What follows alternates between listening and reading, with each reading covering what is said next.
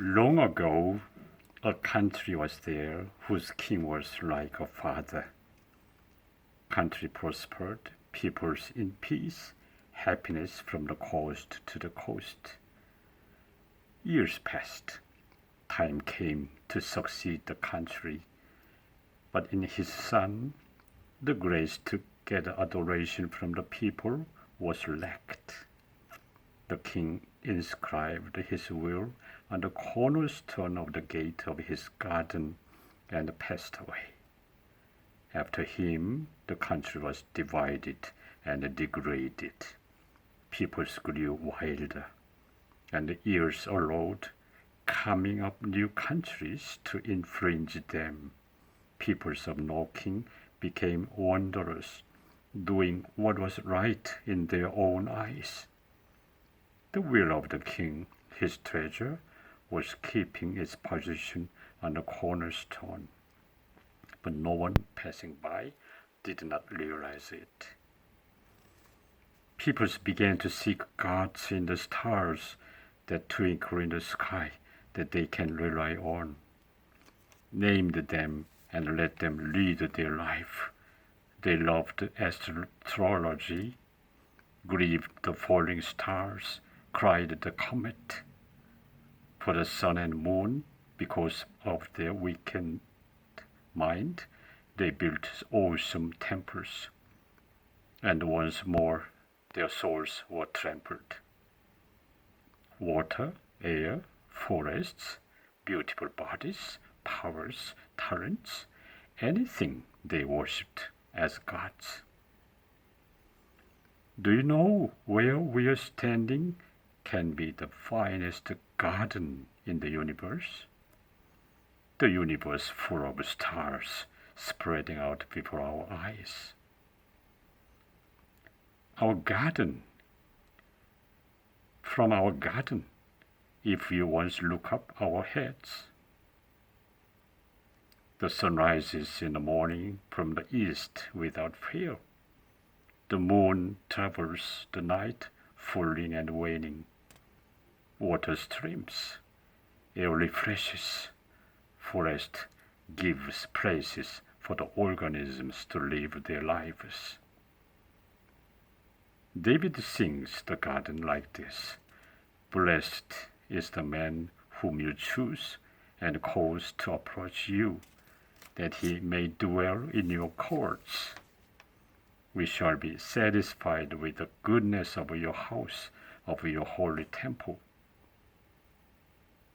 So we have to study God and increase our knowledge to find out His wonder, His goodness, His holiness, and feel relieved because He calls us His children. However, what are we doing? Aren't we loving us in our horoscope? Aren't we calculating the age of the universe with our limiting measure? Don't we go to other stars to find organisms to neglect the existence of the Creator? Aren't we now forced to accept the opinion of some standing out astrologists that life was born by chance? A worm became human. The universe was born by a big explosion of something. But we cannot hear any answer about the mutual harmony between the strong and the weak. Why love each other? Why sacrifice each other? What is the object of the existence of the universe? Where the origin of the life is from? The God in the Bible is the one who is from the beginning. He is who He is. He is not the one who was created by someone, not the one who is taught from someone. He is the Spirit, so has no form, no shadow. Time is His, so 1,000 years and 1 day is the same in Him. All things in the universe is His, and the stripe of our hair is His. He knows us from before we were made, And the happy thing is, He is the love. He calls us His children. The nature spreading before us has moved us to study about it. Before the flood of Noah, our ancestors had the knowledge of agriculture, arts, and engineering. And after the worldwide catastrophic change, peoples began to increase in numbers and increased the knowledge of architecture and chemistry. And they met a leader, Nimrod.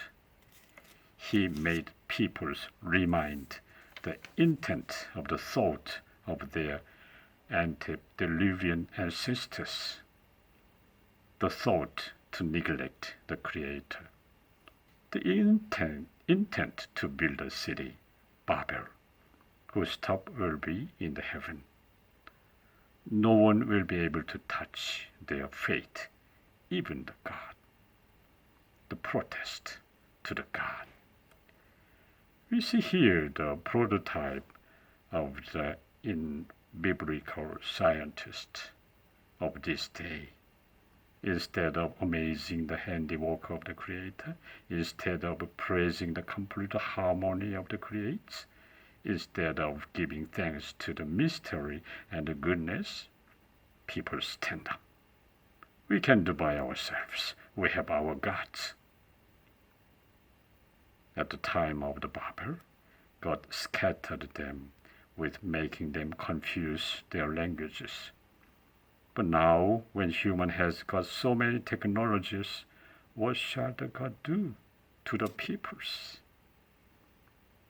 Paul, why are you persecuting me? It is hard for you to kick against the gods. This voice was from the living Jesus in the heavenly bright light. Paul was on the way to chase the Christians to kill. Paul was of power and knowledge, but he fell down to the ground. He knew then he had protested Jesus in recklessness. He heard the following words of Jesus, "But rise and stand on your feet, for I have appeared to you for this purpose, to make you a minister and a witness both of the things which you have seen and of the things which I will yet reveal to you." From that day, Paul and Jesus became co-workers. God pleased his companion. Let's go back here to that story of a country. The king means our Father, the God. His successors, who were not of the character to get adoration from people, were kings coming after him who could not know the will of their Father. The treasure of the king is the will of the God that must not be trampled by the peoples who became blind in their wandering. The coming of new countries are Assyria and Babylonia for Israel.